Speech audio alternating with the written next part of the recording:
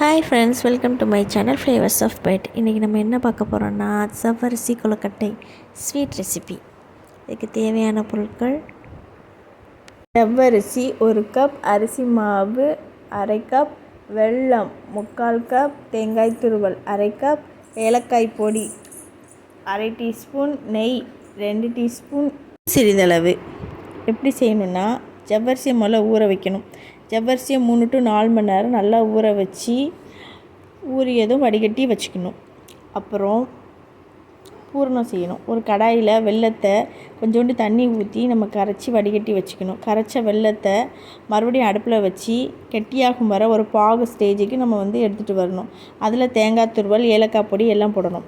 இப்போ பூரணம் ரெடி. அப்புறம் மாவு தயார் பண்ணணும். அது எப்படின்னா, அரிசி மாவில் கொஞ்சம் உப்பு சேர்த்து சூடான நீர் சேர்த்து நம்ம எப்போவும் கொழுக்கட்டைக்கு பிசைகிற மாதிரி நைஸாக பிணைஞ்சி வச்சுக்கணும். ஃபில்ட்ரு பண்ணி வச்சுருக்க ஜவ்வரிசியை போடணும். மாவு ரெடி, பூரணமும் ரெடி.